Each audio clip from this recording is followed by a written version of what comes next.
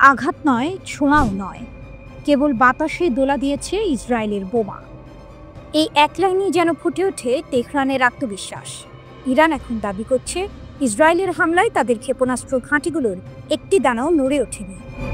যুদ্ধ শেষে ধোঁয়া এখনো উঠছে মধ্যপ্রাচ্যের আকাশে, কিন্তু সেই ধোঁয়ার ভিতর থেকে শোনা যাচ্ছে এক গর্বিত কণ্ঠ, আমরা আছি আগের চেয়েও শক্তিশালী।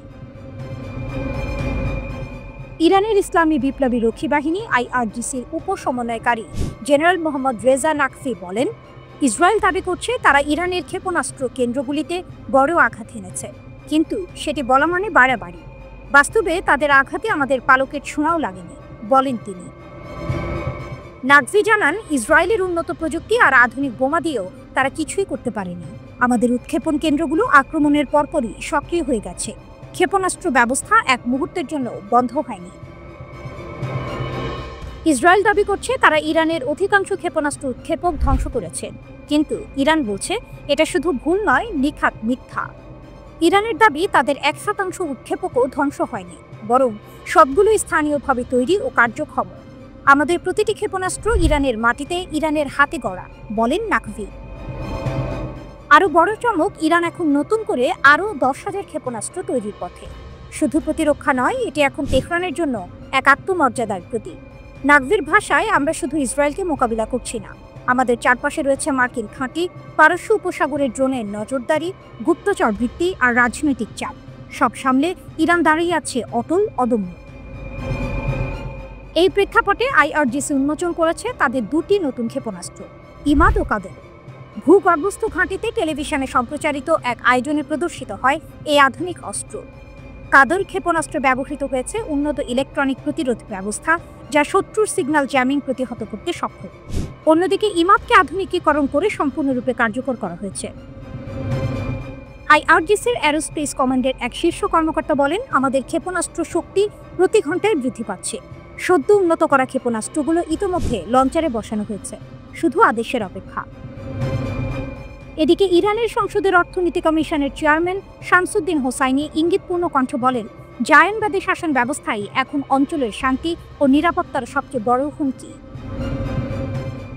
জেনেভায় আন্তঃসংসদীয় সম্মেলনের ফাঁকে তিনি বলেন, ইরান কখনো সংঘাত চায় না, আমরা চাই আঞ্চলিক বোঝাপড়া ও সহযোগিতা। কিন্তু যদি কেউ আমাদের নিরাপত্তা ভাঙার চেষ্টা করে, আমরা তার উত্তর দেব ইস্পাতের ভাষায়। যে মুহূর্তে অনেকেই ভাবছিল ইসরায়েল ইরানের শক্তি কমিয়ে দিয়েছে, ঠিক তখনই তেহরান দেখালো তার নতুন দানবীয় অস্ত্র। ধ্বংস নয়, বরং পুনর্জন্ম যেন ঘটল সেই ভূগর্ভস্থ ঘাঁটিগুলোয়। ওদিকে ইরানের সঙ্গে সব ক্ষেত্রে সম্পর্ক জোরদার করতে প্রস্তুত রাশিয়া। ক্রেমলিনের পক্ষ থেকে এমন আগ্রহের কথা জানানো হয়েছে। ক্রেমলিনের মুখপাত্র দিমিত্রি পেসকভ বলেন, দুই দেশের সম্পর্ক নাটকীয়ভাবে এগিয়ে যাচ্ছে। তেহরান ও মস্কোর মধ্যে আগে থেকে ঘনিষ্ঠ সম্পর্ক রয়েছে। চলতি বছর ইরানের পরমাণু স্থাপনায় ইসরায়েল ও যুক্তরাষ্ট্রের হামলার নিন্দা জানিয়েছিল রাশিয়া।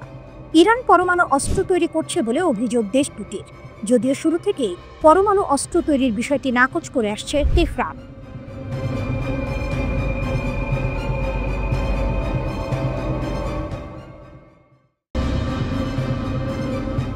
আমরা কথা বলবো, কিন্তু মাথা নত করব না, খামেনির কঠোর জবাব ট্রাম্পকে। ইরানের আকাশে আবারও বাজল প্রতিবাদের বজ্রধ্বনি। তেহরান থেকে ছড়িয়ে পড়ল এক কণ্ঠস্বর, দৃঢ়, নির্ভীক, অবিচল। ইরানের সর্বোচ্চ নেতা আয়াতুল্লাহ আলী খামেনি যুক্তরাষ্ট্রের প্রেসিডেন্ট ট্রাম্পের বক্তব্যকে তীব্রভাবে ব্যঙ্গ করে বললেন, তিনি যদি মনে করেন আমাদের পারমাণবিক স্থাপনা ধ্বংস হয়ে গেছে, তবে তিনি স্বপ্ন দেখতে থাকুন। মধ্যপ্রাচ্যের উত্তপ্ত রাজনীতির কেন্দ্রে দাঁড়িয়ে ইরানের এই বার্তা ছিল বিদ্যুতের মতো তীক্ষ্ণ। অধিকৃত ফিলিস্তিন সফরে গিয়ে ট্রাম্প ইসরায়েলি নেতাদের পাশে দাঁড়িয়ে বলেছিলেন, ইরানকে শান্তি গ্রহণ করতে হবে, কিন্তু খামেনির কণ্ঠে এলো শীতল প্রত্যুত্তর, আমরা কথা বলবো, কিন্তু মাথা নত করব না। তেহরানের ভাষ্য অনুযায়ী ট্রাম্পের সফর ছিল একটি মরিয়া প্রচেষ্টা, ইসরায়েলি নেতাদের মনোবল বাড়াতে, তাদের ভয় ঢাকতে। কারণ সাম্প্রতিক 12 দিনের যুদ্ধে তারা এমনভাবে পরাজিত হয়েছিল যা নিজেরাই বিশ্বাস করতে পারেনি। খামেনি বলেন, রাষ্ট্রপতির কথাবার্তা ও আচরণে স্পষ্ট তারা মরিয়া, তারা ভেঙে পড়েছে, আর তিনি গিয়েছিলেন তাদের খালি আশা দিতে। তিনি আরও যোগ করেন, এই কথাগুলো কেবল সেই ধরনের মানুষদের জন্য বলা হয় যারা নিজেরাই আর কোনো আশা খুঁজে পায় না, জবরদস্তি নয়, আলোচনা। ট্রাম্প ইরানের সঙ্গে নতুন চুক্তি করার আগ্রহ প্রকাশ করেছিলেন, তিনি বলেছিলেন, আমি একজন ব্যবসায়ী, আমি ইরানের সঙ্গে চুক্তি করতে চাই। কিন্তু খামেনি সেই প্রস্তাব প্রত্যাখ্যান করে বলেন, যে চুক্তি ধমক দিয়ে শুরু হয় সেটি কোনো চুক্তি নয়, সেটি জবরদস্তি। ইরানি জাতি জবরদস্তির কাছে মাথা নত করবে না। তিনি আরও বলেন, আসুন বসে কথা বলি, ফলাফল স্পষ্ট হয়ে উঠুক। কিন্তু আমাদের উপর অন্য দেশের মতো চাপ সৃষ্টি করে কিছু আদায় করা যাবে না। ইরান কখনো জোর জবরদস্তির কাছে নতি স্বীকার করবে না। এই এক বাক্যে যেন ধ্বনিত হলো ইরানের আত্মমর্যাদার অটল ঘোষণা, আমরা স্বাধীন, আমরা অবিচল। খামেনি ট্রাম্পের সমালোচনা করতে গিয়ে যুক্তরাষ্ট্রের ভেতরকার বিশৃঙ্খলাও তুলে ধরেন। তিনি বলেন, আমেরিকার বিভিন্ন রাজ্যে 7 মিলিয়ন মানুষ রাস্তায় নেমে সরকারের বিরুদ্ধে স্লোগান দিচ্ছে। তোমরা আগে তোমাদের সেই জনগণকে শান্ত করো, তারপর অন্য দেশের ব্যাপারে কথা বলো। তিনি আরও যোগ করেন, আমেরিকা অন্য দেশে হস্তক্ষেপ করে, সামরিক ঘাঁটি তৈরি করে, কিন্তু আজ সন্ত্রাসবাদের আসল প্রতীক তারাই। ইরানের বার্তা দৃঢ়, স্পষ্ট, চূড়ান্ত। এই সমস্ত বক্তব্যের মধ্যে এক সুর স্পষ্ট, ইরান কথা বলতে চায় কিন্তু আত্মসমর্পণ নয়। তারা আলোচনায় রাজি, কিন্তু আত্মমর্যাদা বিকিয়ে নয়। তেহরান এখনো দাবি করে তার পারমাণবিক কর্মসূচি শান্তিপূর্ণ, কিন্তু তার নিরাপত্তা নিয়ে কোনো ছাড় দেবে না।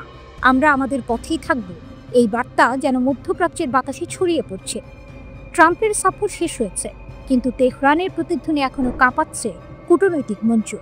এক জাতি যে মাথা নত করতে শেখেনি, এক নেতা যিনি বলেন, স্বপ্ন দেখতে থাকুন, আমরাও আমাদের পথেই থাকব। এ যেন ইতিহাসের পুরনো পাঠের নতুন পুনরাবৃত্তি।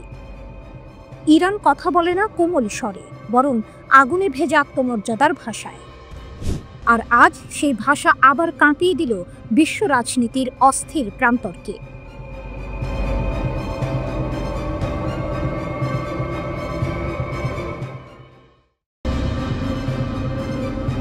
লোহিত সাগরে যুদ্ধের ছায়া, হুথি সীমান্তের কাছে রহস্যময় রানওয়ে, জেগে উঠছে প্রশ্নের ঝড়। লোহিত সাগরের নীল তরঙ্গের নিচে যেন জমছে বারুদের গন্ধ। ইয়েমেন উপকূলের কাছে জুকার নামের এক দ্বীপে হঠাৎ করেই দেখা গেছে রহস্যময় এক রানওয়ে। 2000 মিটার লম্বা সেই আকাশপথ যেন নীরবে বলছে, কেউ একজন প্রস্তুতি নিচ্ছে যুদ্ধে। কিন্তু কে? জাহাজে অদ্ভুত এক আক্রমণের কয়েকদিন পরেই প্রকাশ্যে আসে এই খবর। কেউ এই আকাশ ঘাঁটির দায় নিচ্ছে না। তবু আন্তর্জাতিক সংবাদ সংস্থা এপির স্যাটেলাইট বিশ্লেষণে দেখা গেছে, জুকার দ্বীপে এক বিশাল আকাশপথ তৈরি হচ্ছে। মনে করা হচ্ছে এটি হয়তো হুথি বিরোধী কোনো শক্তির উদ্যোগ। কিন্তু হুথিরা এখন আর 2015-র মতো দুর্বল নয়। গাজা যুদ্ধের পর থেকে তারা একের পর এক সামুদ্রিক শক্তিকে চ্যালেঞ্জ জানাচ্ছে। লোহিত সাগরের ঢেউয়ে আজ তাদের নামই ভয়। 2023 সালের নভেম্বর থেকে তারা আক্রমণ করেছে 100টিরও বেশি বাণিজ্যিক জাহাজ, ডুবিয়েছে অন্তত 4টি বিশাল জাহাজ। আর প্রতিবারই তারা বলেছে এটি ফিলিস্তিনিদের সঙ্গে সংহতির যুদ্ধ। তাদের ক্ষেপণাস্ত্র, ড্রোন আর অপ্রতিরোধ্য আত্মবিশ্বাস, সব মিলিয়ে হুথিদের উপস্থিতি এখন সমুদ্রের প্রতিটি তরঙ্গে প্রতিধ্বনিত। যুক্তরাষ্ট্র থেকে শুরু করে ইসরায়েল পর্যন্ত তাদের আঘাতে কেঁপে উঠেছে আধুনিক নৌবহর। তাই প্রশ্ন উঠছে, এই রহস্যময় রানওয়ে কি হুথিদের প্রতিরোধ ঠেকানোর নতুন কোনো ষড়যন্ত্র? জুকার দ্বীপটি হুথি নিয়ন্ত্রিত বন্দর হুদেইদা থেকে মাত্র 90 কিলোমিটার দূরে। এই বন্দরই হুথিদের অর্থনীতি ও অস্ত্র সরবরাহের প্রধান কেন্দ্র। ফলে সেখানে যদি কোনো প্রতিপক্ষ ঘাঁটি তৈরি করে, তা সরাসরি যুদ্ধের আমন্ত্রণ হতে পারে। মিডিয়া রিপোর্ট বলছে, সংযুক্ত আরব আমিরাত হয়তো এই প্রকল্পের পেছনে রয়েছে। এর আগেও তারা ইয়েমেনের বিভিন্ন দ্বীপে গোপনে রানওয়ে নির্মাণ করেছে, মোচা, আবদ, আল কুরি ও মায়ুন দ্বীপে। প্রতিটি প্রকল্পই ছিল কৌশলগত, প্রতিটি ঘাঁটি ছিল হুথিদের চোখ রাঙানি ঠেকানোর মতো। কিন্তু ইতিহাস বলছে, হুথিদের আটকানো সহজ নয়। তারা পাহাড়ে যেমন শক্ত, সমুদ্রেও তেমনি অনমনীয়। ইউএই যত ঘাঁটি বানাক, হুথিরা প্রতিটি ঢেউয়ে প্রতিশোধের গান গায়। তাদের ক্ষেপণাস্ত্র পারস্য উপসাগর থেকে বাব আল মানদেব পর্যন্ত ছুঁতে পারে। 2015 সাল থেকে জুকার দ্বীপ ব্যবহার হচ্ছে তারিক সালে নিয়ন্ত্রিত নৌবাহিনীর ঘাঁটি হিসেবে। সালে প্রয়াত ইয়েমেনি নেতা আলী আবদুল্লাহ সালেহের ভাতিজা, যিনি এখন ইউএই সমর্থিত। অথচ একসময় এই সালে পরিবারই ছিল হুথিদের সহযোগী। এখন সেই সম্পর্কই পরিণত হয়েছে বিশ্বাসঘাতকতায়। লোহিত সাগর এখন এক দাবার বোর্ড। এক পাশে ইরান সমর্থিত হুথিরা, যাদের দৃষ্টি পৌঁছে গেছে তেলবাহী জাহাজের ভেতর পর্যন্ত। অন্য পাশে ছায়াময় রানওয়ে, যার নির্মাতা অজানা, উদ্দেশ্য অন্ধকারে। হুথিদের শক্তি শুধু অস্ত্রে নয়, তাদের বিশ্বাসে। তারা জানে লোহিত সাগরের প্রতিটি ঢেউ তাদের নামে গর্জে ওঠে। আর তাই যত রহস্যই তৈরি হোক, যত রানওয়ে উঠুক, এই যুদ্ধে শেষ হাসি কার হবে তা জানে না কেউ। লোহিত সাগরের বাতাসে তাই এখন মিশে আছে প্রশ্ন, প্রতিশোধ আর আগামীর যুদ্ধের গন্ধ।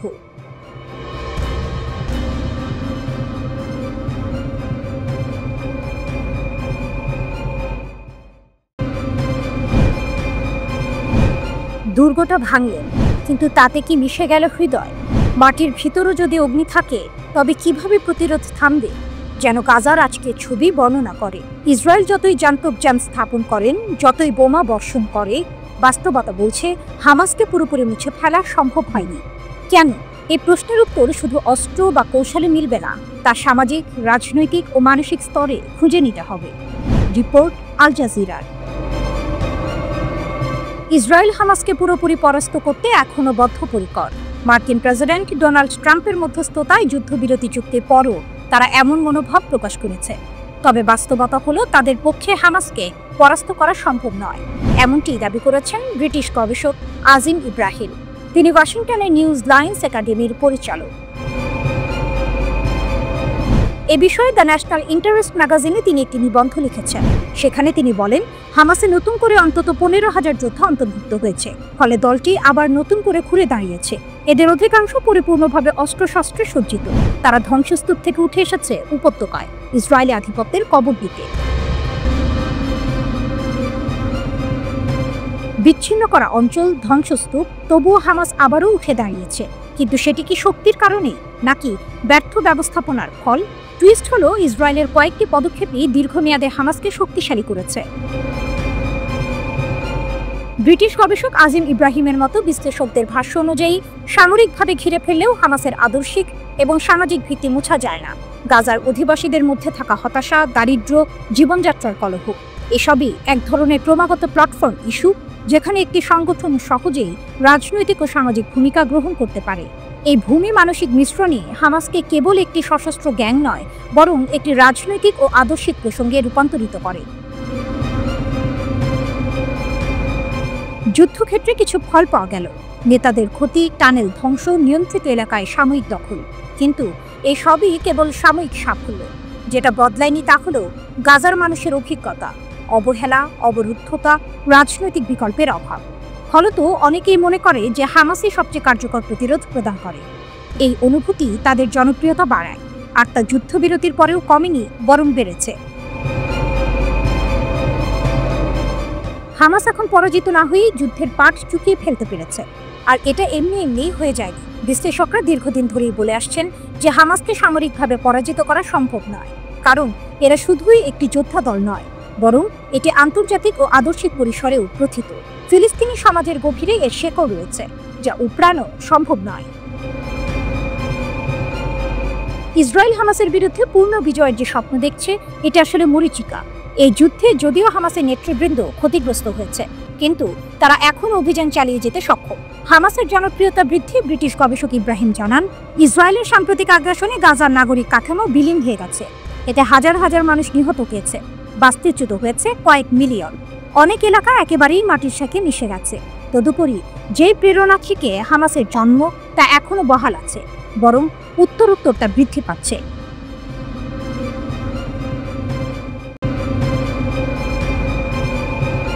ইরান মারাত্মক কাদের এবং এমাদ ক্ষেপণাস্ত্র উন্মোচন করেছে, কারণ আইডিএফ গাজার যুদ্ধবিরতি ভেঙে দিয়েছে। গোপন ক্ষেপণাস্ত্র ঘাঁটি প্রকাশ। ইরানের নতুন অস্ত্রাগার ইসরায়েলের জন্য সরাসরি সতর্কীকরণ। তেহরান থেকে প্রায় 2000 কিলোমিটার দূরে লক্ষ্যবস্তুতে আঘাত হানার জন্য কাদের এইচ ব্যালিস্টিক ক্ষেপণাস্ত্র প্রস্তুত রয়েছে বলে জানা গেছে। গাজা যুদ্ধবিরতির পর ইরানের সামরিক বাহিনী তাদের ক্ষেপণাস্ত্র উৎপাদনে বড় ধরনের আপগ্রেড চালু করেছে। আইআরজিসি ইরানের একটি ভূগর্ভস্থ ঘাঁটি থেকে উন্নত কাদের এবং এমাদ ক্ষেপণাস্ত্র উন্মোচন করেছে। ওদিকে আইডিএফ দাবি করেছে দক্ষিণ গাজার রাফায় হামাস যোদ্ধারা আকস্মিক আক্রমণ শুরু করেছে। প্রতিশোধ হিসেবে আইডিএফ রাফা শহরের একাধিক লক্ষ্যবস্তুতে বিশাল বিমান হামলা চালিয়েছে। এমন সময়ে ইরানের কাদের এবং এমাদ ক্ষেপণাস্ত্রের আপগ্রেডের খবর সামনে এলো। ইরানের কাদের ব্যালিস্টিক ক্ষেপণাস্ত্রে এখন অ্যান্টি ইলেকট্রনিক যুদ্ধবিধ্বংসী ব্যবস্থা রয়েছে। এই আপগ্রেডগুলি জ্যামিং আক্রমণের বিরুদ্ধে আরও বেশি স্থিতিস্থাপকতা প্রদান করে। কাদের এই ভ্যারিয়েন্টটি ইসরায়েলের বিরুদ্ধে অপারেশন ট্রু প্রমিস 3 এ ব্যবহৃত হয়েছিল বলে জানা গেছে। এমাদ ক্ষেপণাস্ত্রটি একটি চালিত এবং নির্দেশিত পুনঃপ্রবেশ যানবাহন ব্যবস্থা MARV রয়েছে। এটি 1700 কিলোমিটার পর্যন্ত দূরত্বে 750 কেজি ওজনের ওয়ারহেড সরবরাহ করতে পারে। কাদের এইচ এবং এমাদ ক্ষেপণাস্ত্রের বৈশিষ্ট্য। কাদের ব্যালিস্টিক ক্ষেপণাস্ত্র FH এবং S ভ্যারিয়েন্টে প্রথম প্রজন্মের দীর্ঘ পাল্লার ক্ষেপণাস্ত্র। দৈর্ঘ্য 17 মিটার, ওজন 15 থেকে 17.5 টন, পরিসীমা 1350 থেকে 1950 কিলোমিটার। চালনা দ্বৈত পর্যায়, তরল এবং কঠিন জ্বালানি। উড়ানের পথ ব্যালিস্টিক। এখন অ্যান্টি ইলেকট্রনিক ওয়ারফেয়ার সিস্টেম দিয়ে সজ্জিত। Operation true promise 3A Israeli লক্ষ্যবস্তুর বিরুদ্ধে কাদের এইচ ব্যবহার করা হয়েছিল। ইমাদ ব্যালিস্টিক ক্ষেপণাস্ত্র ইরানের প্রথম দূরপাল্লার তরল জ্বালানি ক্ষেপণাস্ত্র, যার MARV ম্যানুভারেবল রি-এন্ট্রি ভেহিকল রয়েছে। দৈর্ঘ্য 15.5 মিটার, ওজন 17 টনেরও বেশি, warhead 750 KG, range 1700 kilometre. MARV বিমানের নির্দেশিকা এবং লক্ষ্য সংশোধনের অনুমতি দেয়। ছোট পাখনা নির্দেশিত ওয়ারহেড সমন্বয় সক্ষম করে। ম্যাগাজিন স্টাইলের ক্ষেপণাস্ত্র সালভো সিস্টেমের মাধ্যমে উৎক্ষেপণ। দ্রুত মাল্টিপল লঞ্চ ভূগর্ভস্থ ঘাঁটির সাথে সামঞ্জস্যপূর্ণ। গাজা সিজফায়ার আবার সন্দেহজনক। IDF দক্ষিণ গাজার রাফায় হঠাৎ আক্রমণ চালানোর জন্য হামাসকে অভিযুক্ত করেছে। আক্রমণের দাবির পর ইসরায়েলি বাহিনী রাফা লক্ষ্যবস্তুতে ব্যাপক বিমান হামলা চালিয়ে প্রতিক্রিয়া জানিয়েছে। টাইমস অফ ইসরায়েলের মতে যুদ্ধবিরতির 7ম দিনে 19 অক্টোবর IDF এই দাবি করেছে। IDF জানিয়েছে যে রাফার আগের ঘটনায় হামাস যোদ্ধারা সুড়ঙ্গ থেকে বেরিয়ে এসে গুলি চালিয়েছিল। গাজা শান্তি চুক্তি চাপের মধ্যে। মার্কিন প্রেসিডেন্ট ডোনাল্ড ট্রাম্প 13 অক্টোবর মিশরে গাজা শান্তি চুক্তিতে স্বাক্ষর করেন। চুক্তির অংশ হিসেবে হামাস সমস্ত জীবিত জিম্মি এবং নিহতদের বেশ কয়েকজনের মৃতদেহ স্থানান্তর করে। চুক্তির অংশ হিসেবে হামাস সমস্ত জীবিত জিম্মি এবং নিহতদের বেশ কয়েকজনের মৃতদেহ হস্তান্তর করে। তবে ইসরায়েল অবশিষ্ট মৃতদেহ ফেরত এবং হামাসের সম্পূর্ণ নিরস্ত্রীকরণের দাবি অব্যাহত রেখেছে। নতুন ইরানি ক্ষেপণাস্ত্রের আবির্ভাব এবং ভঙ্গুর যুদ্ধবিরতিতে ফাটল দেখা দেওয়ার সাথে সাথে অঞ্চলটি এখন আরেকটি সম্ভাব্য উত্তেজনার মুখোমুখি, যা গাজার সীমানা ছাড়িয়েও বিস্তৃত হতে পারে।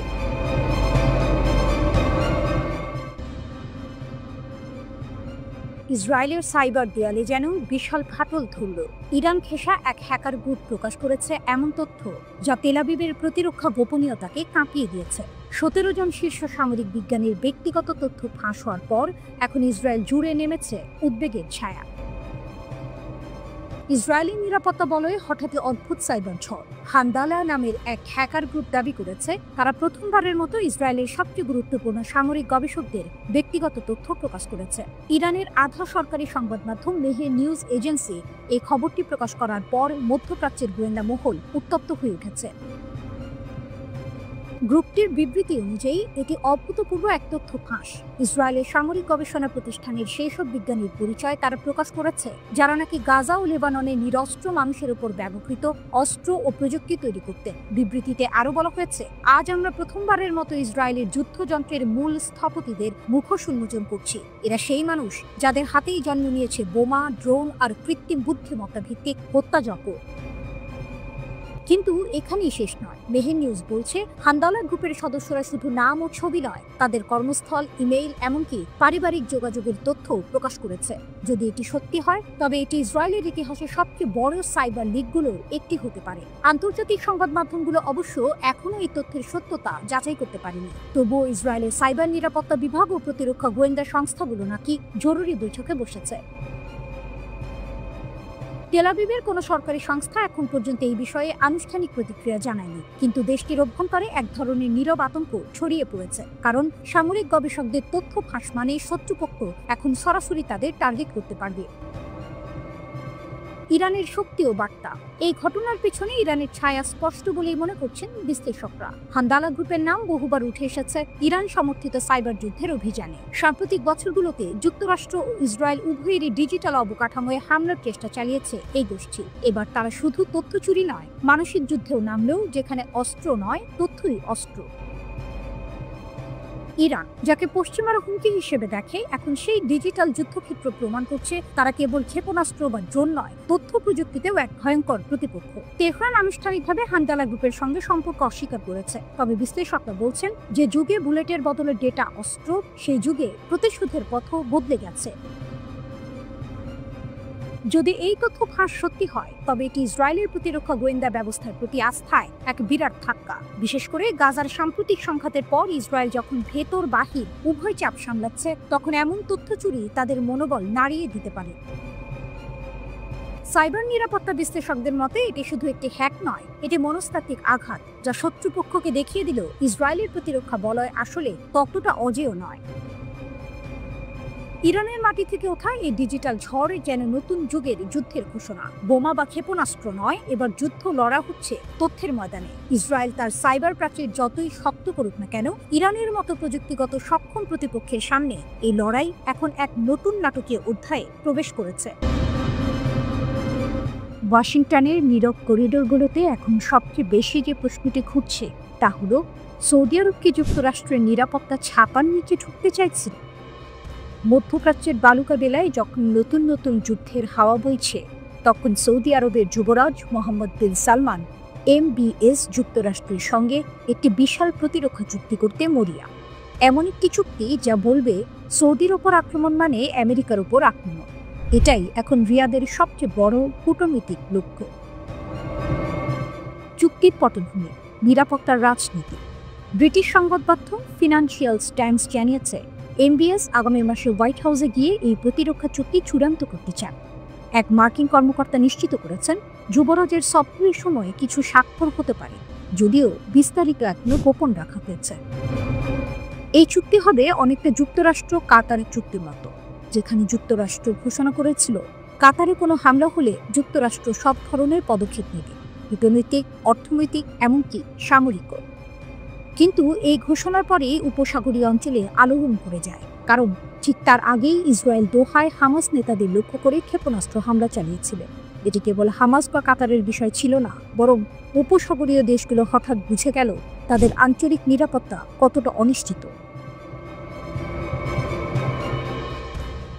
রিয়াদের ভয় ও ট্রাম্পের সুযোগ।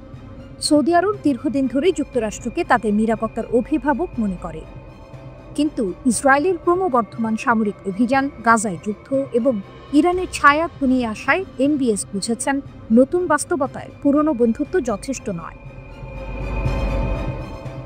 এখন আলোচনার কেন্দ্রবিন্দুতে আছেন প্রেসিডেন্ট ডোনাল্ড ট্রাম্প। তার প্রশাসন বলছে, আমরা প্রতিরক্ষা সহযোগিতা জোরদার করতে আগ্রহী, তবে কিছু রাজনৈতিক শর্ত থাকবে। সেই শর্তের নাম ইসরায়েল। আগে বাইডেন প্রশাসনের সময় সৌদি আরব চেষ্টা করেছিল এমন একটি নিরাপত্তা চুক্তির যেখানে ইসরায়েলের সঙ্গে সম্পর্ক স্বাভাবিক করার বিষয়টি অন্তর্ভুক্ত ছিল, কিন্তু 2023 সালের 7 অক্টোবর হামাসের আক্রমণ ও গাজা যুদ্ধ সেই পরিকল্পনা ভেস্তে দেয়। এখন MBS পরিষ্কার করে দিয়েছেন, ফিলিস্তিন রাষ্ট্র প্রতিষ্ঠিত না হলে ইসরায়েলের সঙ্গে কোনো সম্পর্ক নয়। এমন অবস্থায় ট্রাম্প প্রশাসন এক জটিল অবস্থায়, একদিকে প্রতিরক্ষা জোটের সুযোগ, অন্যদিকে ইসরায়েলের রাজনৈতিক চাপে ফাঁদে পড়ার ভয়। চুক্তির সম্ভাব্য রূপ। সৌদি কর্মকর্তারা বলছেন, এই চুক্তি হবে সামরিক ও গোয়েন্দা সহযোগিতা বৃদ্ধির এক নতুন অধ্যায়। যুক্তরাষ্ট্র সৌদি মাটিতে স্থায়ী ঘাঁটি বাড়াতে পারে, স্যাটেলাইট ও সাইবার নিরাপত্তা সহযোগিতাও জোরদার হতে পারে। ওয়াশিংটনের থিঙ্ক ট্যাঙ্ক ইউরেশিয়া গ্রুপ এর বিশ্লেষক ফিরাস মাকসাদ বলেন, এটি কাতারের চুক্তির চেয়েও বড় হবে। MBS এখন যে $1 ট্রিলিয়ন উন্নয়ন পরিকল্পনা চালাচ্ছেন, তার জন্য নিরাপত্তা সহযোগিতা অত্যন্ত জরুরি। তবে সব বিশ্লেষক একমত নন। আরব উপসাগরীয় রাজনীতি বিশ্লেষক হুসেন ইবিশ মনে করেন, ট্রাম্পের ইসরায়েল প্রীতি হয়তো এই চুক্তির পথে বাধা হয়ে দাঁড়াতে পারে। এখন প্রশ্ন একটাই, সৌদি আরব কি নিজের নিরাপত্তা চাইছে, নাকি যুক্তরাষ্ট্রের ওপর নির্ভরতার নতুন অধ্যায় শুরু হচ্ছে? কারণ ইতিহাস বলছে, যুক্তরাষ্ট্রের প্রতিরক্ষা চুক্তি কখনো শুধু প্রতিরক্ষা নয়, তার সঙ্গে আসে শর্ত, প্রভাব ও রাজনীতির বোঝা। তবুও যখন উপসাগরের আকাশে ড্রোন আর ক্ষেপণাস্ত্রের হুমকি ঘুরে বেড়ায়, তখন MBS হয়তো ভাবছেন, নির্ভরতার হাতলই নিরাপত্তার হাতল হতে পারে। কাস্পিয়ান উপকূলে ইরানের নতুন চোখ। নাজির রাডারে কাঁপছে উত্তর সীমান্তের রাজনীতি। রাতের নিস্তব্ধতা ভেদ করে ইরানের উত্তর সীমান্তে পাহাড় কেঁপে উঠছে। কাস্পিয়ান সাগরের ধারে গিলান প্রদেশের পাহাড়ে বসানো হচ্ছে এক রহস্যময় রাডার সিস্টেম নাজির। তেহরান চুপ, কিন্তু পাহাড়ে গাড়ি চলছে, সৈন্যরা ব্যস্ত। আজারবাইজান সীমান্ত থেকে মাত্র 40 কিলোমিটার দূরে এই স্থাপনা এখন গোটা অঞ্চলে নতুন আতঙ্কের নাম। ইরান ও আজারবাইজানের সম্পর্কে টানাপোড়েন নতুন নয়, কিন্তু 2021 সালের পর সেই উত্তেজনা পেরিয়ে গেছে বিপজ্জনক সীমা। তেহরানের অভিযোগ, আজারবাইজান তার ভূখণ্ডে ইসরায়েলের গোপন ঘাঁটি তৈরি করেছে। রয়টার্স জানায়, আজারবাইজানের বিজুলি, জিব্রাইল ও জাহাঙ্গীর অঞ্চলে ইসরায়েলি বাহিনীর সঙ্গে যৌথ সামরিক মহড়া চলছে নিয়মিত। এক সাবেক ইরানি কূটনীতিকের ভাষায়, আজারবাইজান এখন প্রতিবেশী নয়, শত্রুর ছদ্মবেশে দাঁড়িয়ে থাকা এক ছায়া। বিশ্লেষকদের মতে, ইসরায়েলের জন্য আজারবাইজান হয়ে উঠেছে এক লঞ্চ প্যাড। মাত্র 700 কিলোমিটার সীমান্ত পেরিয়ে এখান থেকেই সহজে আঘাত হানা সম্ভব ইরানের অভ্যন্তরে। প্রযুক্তির ঢাল, তেহরানের চোখ। এই হুমকির জবাবে ইরান বেছে নিয়েছে প্রযুক্তির শক্তিকে। সামরিক বিশেষজ্ঞ হোসেন দেহজিয়ান বলেন, নাজির শুধু অস্ত্র নয়, এটি ভবিষ্যতের যুদ্ধের চোখ। রাডারটি 30 কিলোমিটার উচ্চতায় যে কোনো যুদ্ধ বিমান শনাক্ত করতে পারে এবং 800 কিলোমিটার পর্যন্ত সক্রিয় নজরদারি চালাতে সক্ষম। চীন ও রাশিয়ার যৌথ প্রযুক্তিতে তৈরি এই রাডার পাহাড়ের চূড়ায় বসানো হয়েছে, মানে ইরান এখন আর্মেনিয়া, তুরস্ক ও আজারবাইজানের আকাশও দেখতে পাচ্ছে।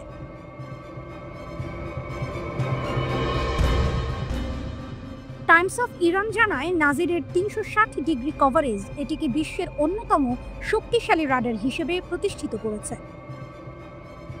কৌশলের আড়ালে কূটনীতি। এই স্থাপনাকে শুধু সামরিক পদক্ষেপ বলে ভুল হবে। এটি তেহরানের রাজনৈতিক বার্তা, আমাদের আকাশে কেউ অদৃশ্য নয়। গার্ডিয়ানের তথ্য অনুযায়ী, যুক্তরাষ্ট্র এখন ইরানের উত্তর পশ্চিমে 22 কিলোমিটার প্রস্থের এক করিডোর ব্যবহার করছে, যাকে তেহরান বলছে ন্যাটো করিডোর। ইরানের ভাষায় এই রাডার হচ্ছে সেই করিডোরের উত্তর। ইরান স্পষ্ট করেছে, বিদেশি যুদ্ধবিমান তার আকাশে ঢুকলে তা আর নিরপেক্ষ থাকবে না। গুপ্তযুদ্ধের প্রতিধ্বনি। বিবিসি পার্সিয়ানের রিপোর্ট বলছে, সম্প্রতি ইরানের উত্তরাঞ্চলে কয়েকটি সামরিক ঘাঁটিতে ড্রোন হামলার চেষ্টা ব্যর্থ করেছে রিভলিউশনারি গার্ডস। তেহরান দাবি করেছে, হামলাগুলোর উৎস উত্তর দিকে। এই গোপন লড়াই এখন সীমান্তের মাটি ছাড়িয়ে প্রবেশ করছে আন্তর্জাতিক রাজনীতিতে। বৈশ্বিক প্রভাবের ছায়া। ইরানের প্রভাব এখন কাস্পিয়ান ছাড়িয়ে পৌঁছে গেছে ভারত মহাসাগর ও রেড সি অঞ্চলে।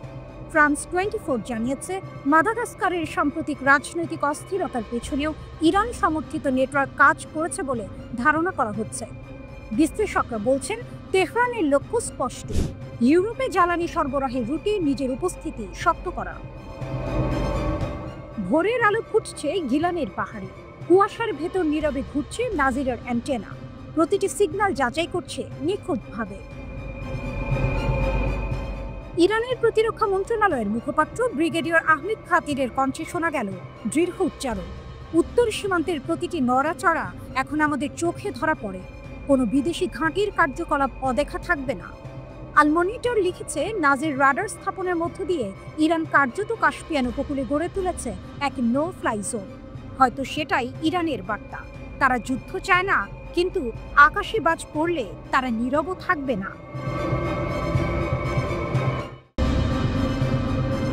গাজা যুদ্ধবিরতির পর নতুন খেলোয়াড় তুরস্ক, যাকে কেউ বলছেন আশা, কেউ বলছেন দুঃস্বপ্ন। গাজার যুদ্ধ থেমে গেছে, কিন্তু রাজনীতি থেমে নেই। আগুনের পর ছাইয়ের নিচে আবার জ্বলছে নতুন প্রতিযোগিতা, আর সেই প্রতিযোগিতার কেন্দ্রবিন্দুতে উঠে এসেছে এক নাম, তুরস্ক। যুদ্ধোত্তর গাজার রক্ষণাবেক্ষণ, পুনর্গঠন ও গাজার নতুন প্রশাসনে তুরস্কের অন্তর্ভুক্তির মতো ইস্যুগুলোও ইসরায়েলের অস্বস্তি কয়েকগুণ বাড়িয়ে দিয়েছে। নিসগভ ইনস্টিটিউট ফর ন্যাশনাল সিকিউরিটি স্টাডিজের বিশেষজ্ঞ নোয়া লাজিমি ইসরায়েলি উদ্বেগ এভাবে প্রকাশ করেছেন, তুরস্ককে গাজার যুদ্ধ বন্ধ চুক্তিতে টেনে আনার অর্থ হল এই স্বীকৃতি দেয়া যে তুরস্ক আঞ্চলিক গুরুত্বপূর্ণ শক্তি, এবং এই বাস্তবতা মেনে নেওয়া মধ্যপ্রাচ্যের আঞ্চলিক অন্তর্ভুক্তিমূলক চুক্তি তুরস্ককে অন্তর্ভুক্ত করা ছাড়া সম্ভব নয়। বিশেষ করে ফিলিস্তিনি ইস্যুতে তুরস্ক ছাড়া আঞ্চলিক চুক্তি সম্ভবই নয়। ফলে ইসরায়েলি সন্ত্রাসবাদ বিরোধী বিশেষজ্ঞ এলি কার্মন সতর্ক করেছেন, বর্তমান পরিস্থিতি ইসরায়েলের জন্য দীর্ঘমেয়াদী হুমকি তৈরি করবে। এটি ইসরায়েলের জন্য সিরিয়ার পাশাপাশি নতুন সংকট হিসেবে উপস্থিতি হবে। রাতের নিস্তব্ধতা ভাঙছে নতুন এক কৌশলের শব্দে। বিশ্লেষকরা বলছেন, যুদ্ধবিরতির পরবর্তী সময়ের পরিকল্পনায় তুরস্কের বাড়তে থাকা ভূমিকা এখন বহু দেশের জন্য রাতের দুঃস্বপ্ন হয়ে দাঁড়াতে পারে। প্রেসিডেন্ট রিসেপ তাইয়েপ এরদোয়ান যেন গাজার রাজনীতিতে নিজের প্রভাব বিস্তারের এক সুবর্ণ সুযোগ পেয়েছেন। এই ভূমিকা শুধু রাজনৈতিক নয়, কৌশলগত। মধ্যপ্রাচ্যের অর্থনীতি ও ভূ রাজনীতি দুই ক্ষেত্রেই এটি নতুন এক দাবার চাল। কেউ বলছেন এটি মানবিক সহায়তার মুখোশে প্রভাব বিস্তারের পরিকল্পনা, আবার কারো মতে বহু বছর পর মুসলিম বিশ্বের একতার নেতৃত্ব নিতে প্রস্তুত হচ্ছে তুরস্ক। গবেষকদের আশঙ্কা, গাজায় তুরস্কের সক্রিয় অংশগ্রহণ কৌশলগত ঝুঁকি তৈরি করতে পারে। যদি তুরস্ক কোনো পর্যবেক্ষণ বা প্রয়োগকারী ভূমিকায় যায়, তাহলে তা ইতালি সহ ইউরোপীয় সেনাবাহিনীর স্বাধীন কার্যক্রম সীমিত করতে পারে। উত্তেজনা বাড়লে সরাসরি সংঘর্ষের আশঙ্কাও উড়িয়ে দেওয়া যাচ্ছে না। তুরস্কের অবস্থান স্পষ্ট, তারা চায় না ফিলিস্তিনি গোষ্ঠীগুলো অস্ত্র পুরোপুরি ত্যাগ করুক। এটি সরাসরি ইসরায়েল, মিশর ও সংযুক্ত আরব আমিরাতের পরিকল্পনার বিপরীতে যায়। তাই যুদ্ধ শুরু হওয়ার পর থেকে ইসরায়েল গাজা ইস্যুতে তুরস্ককে আলোচনায় অন্তর্ভুক্ত করতে অনাগ্রহী ছিল। কিন্তু নাটকীয়ভাবে পাল্টে গেছে পরিস্থিতি। এখন তুরস্কই যুদ্ধবিরতির পরবর্তী আলোচনায় গুরুত্বপূর্ণ ভূমিকা রাখছে। বিশ্লেষকদের মতে এর পেছনে যুক্তরাষ্ট্রের ভূমিকা গুরুত্বপূর্ণ। প্রেসিডেন্ট ডোনাল্ড ট্রাম্প বিশ্বাস করেন মধ্যপ্রাচ্যে স্থিতিশীলতা ফেরাতে তুরস্কের অংশগ্রহণ প্রয়োজন। এই সমর্থনের কারণেই এরদোয়ানের নেতৃত্ব এখন অনেক বেশি বৈধতা পাচ্ছে। কেউ কেউ এটিকে ঐতিহাসিক মোড় বলে বর্ণনা করছেন। 2010 সালে গাজা থেকে রাজনৈতিকভাবে বাদ পড়েছিল তুরস্ক, কিন্তু আজ যুদ্ধোত্তর গাজায় আবারও সেই তুরস্ক ফিরেছে নেতৃত্বের আসনে। মানবিক সহায়তার পাশাপাশি তারা প্যালেস্টাইনি ঐক্যকে পুনরুজ্জীবিত করার ডাক দিচ্ছে। বিশ্লেষকরা বলছেন গাজার মাধ্যমে তুরস্ক এখন তার বৃহত্তর শক্তি প্রদর্শনের পথে। সিরিয়া থেকে ইরান পর্যন্ত প্রভাব বিস্তারে যে কূটনৈতিক নেটওয়ার্ক তারা গড়ে তুলেছে, সেটি এখন বাস্তব রূপ নিচ্ছে। ইসরায়েলও তা বুঝতে পারছে। তাই সিরিয়ার আকাশসীমায় দুর্ঘটনাজনিত সংঘাত এড়াতে তুরস্ক ও ইসরায়েলের মধ্যে স্থাপন করা হয়েছে সরাসরি সামরিক হটলাইন। এই পুরো চিত্রে একটাই বিষয় স্পষ্ট, তুরস্ক ফিরেছে। শুধু ফেরেনি, ফিরে এসে নতুন খেলা সাজিয়েছে। গাজার ধ্বংসস্তূপে দাঁড়িয়ে এরদোয়ান যেন বলছেন মধ্যপ্রাচ্যের রাজনীতি আর আগের মতো থাকবে না। গাজায় তুরস্কের প্রথম কৌশলগত স্বার্থ হলো তারা গাজার প্রতিরোধ আন্দোলন ও বাসিন্দা উভয়কে বাঁচিয়ে রাখতে চায়। এমনকি যদি প্রতিরোধ যোদ্ধাদের অস্ত্র সমর্পণ করতেও হয়, তবুও তাদের বাঁচিয়ে রাখতে চায় তুরস্ক।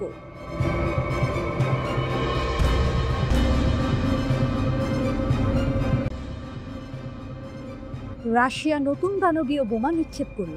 ইউক্রেন যুদ্ধের মোড় ঘুরছে। রাতের আকাশে হঠাৎ এক শব্দ, ভারী, গভীর আর ধ্বংসের প্রতিশ্রুতি নিয়ে আসা।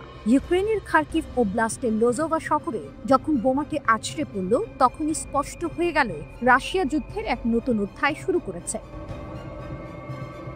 রাশিয়া প্রথমবারের মতো তাদের সর্বাধুনিক রকেট চালিত বোমা UMPB-FR ব্যবহার করেছে ইউক্রেনের বিরুদ্ধে। এই বোমাটি শুধু একটি অস্ত্র নয়, এটি রাশিয়ার সামরিক বার্তা, আমরাও পারি আগের চেয়ে আরো দূরে ও আরো শক্তভাবে আঘাত হানতে। পরীক্ষার ময়দান ইউক্রেন। রাশিয়া এই বোমা পরীক্ষা করেছে দখলকৃত ইউক্রেনীয় অঞ্চলে। সেটি যেন যুদ্ধ নয়, বরং এক প্রকার পরীক্ষাগার। স্থানীয় প্রসিকিউটর অফিস নিশ্চিত করেছে এটি ছিল UMPB-FR, একটি রকেট চালিত বোমা যার পাল্লা প্রায় 130 কিলোমিটার। এই বোমা তৈরি হয়েছে পুরনো FAB-250 বোমার কাঠামোর উপর, কিন্তু এতে যুক্ত হয়েছে ছোট রকেট বুস্টার, যা একে সাধারণ বোমার সীমা ছাড়িয়ে স্মার্ট বোমার পর্যায়ে নিয়ে গেছে। ঘন ধাতব আবরণ, ভারী খণ্ডিতকরণ, মানে একবার আঘাত করলে আশপাশের জীবিত কিছুই অবশিষ্ট থাকে না। একই সময়ে ট্রাম্পের অস্বীকৃতি। এই হামলার পটভূমিতে রয়েছে এক অন্য নাটক। ইউক্রেনের প্রেসিডেন্ট ভলোদিমির জেলেনস্কি ওয়াশিংটনে গিয়েছিলেন যুক্তরাষ্ট্রের প্রেসিডেন্ট ডোনাল্ড ট্রাম্পের কাছে টমাহক মিসাইল চাওয়ার জন্য, কিন্তু ট্রাম্প তা নাকচ করেন। পুতিনের সঙ্গে ফোন আলাপের পর ট্রাম্প বলেন টমাহক খুব শক্তিশালী, কিন্তু খুব বিপজ্জনক অস্ত্র। এগুলো পাঠানো মানে বড় উত্তেজনার ঝুঁকি নেওয়া। এর অর্থ ইউক্রেন যে দূরপাল্লার অস্ত্র পেতে চেয়েছিল তা এখন আর মিলছে না। আর সেই ফাঁকেই রাশিয়া নিজেদের নতুন অস্ত্র চালু করে দিচ্ছে, যেন বলে দিচ্ছে তোমরা যত বিলম্ব করো আমরা তত উন্নত হই। রাশিয়ার শক্তি এখন আরো দূরে। বিশ্লেষকরা বলছেন UMPB-FR রাশিয়ার জন্য গেম চেঞ্জার হতে পারে। এটি সাধারণ বিমান থেকেও নিক্ষেপযোগ্য, আবার multiple launch rocket system MLRS থেকেও ছোড়া যায়। এর ওয়ারহেড প্রায় 250 কেজি, যা একটি বহুতল ভবন ধ্বংস করার মতো শক্তিশালী। রাশিয়ার প্রকৌশলীরা এখন এমন প্রযুক্তি তৈরি করছেন যা পশ্চিমা প্যাট্রিয়ট মিসাইল সিস্টেমকেও ধোঁকা দিতে পারে। সাম্প্রতিক প্রতিবেদন বলছে রাশিয়ার ইস্কান্দার এম ও কিনজাল ক্ষেপণাস্ত্রগুলো আপগ্রেড করা হয়েছে। এখন এগুলো আকাশে উঠতে উঠতে হঠাৎ দিক পরিবর্তন করতে পারে, ফলে ইউক্রেনীয় রাডার ও প্রতিরক্ষা ব্যবস্থা বিভ্রান্ত হয়ে পড়ছে। অগাস্টে যেখানে রাশিয়ার মিসাইল আটকানোর হার ছিল 37%, সেখানে সেপ্টেম্বরের শেষে তা নেমে এসেছে মাত্র 6%। রাশিয়া আসলে তথ্য ব্যবহার করছে অস্ত্র উন্নত করার উপাদান হিসেবে। প্রতিটি ইন্টারসেপ্ট ব্যর্থতা তাদের নতুন সাফল্যের সোপান হয়ে উঠছে। রাশিয়ার অঘোষিত বার্তা, টমাহক নিয়ে দোটানায় যুক্তরাষ্ট্র, আর ইউক্রেনের পাশে দাঁড়ানোর প্রতিশ্রুতিতে ইউরোপ দ্বিধায়। এ সময় রাশিয়া আঘাত হেনেছে এমন এক অস্ত্রে যা যুদ্ধক্ষেত্রের নিয়ম পাল্টে দিতে পারে। বোমাটি শুধু বিস্ফোরণ ঘটায় না, এটি এক রাজনৈতিক বার্তা ছড়িয়ে দেয়, আমরা শুনি না, আমরা করি। রাশিয়া দেখিয়ে দিল প্রযুক্তি, ধৈর্য ও কৌশল মিললে যুদ্ধের মানচিত্র নতুন করে আঁকা যায়।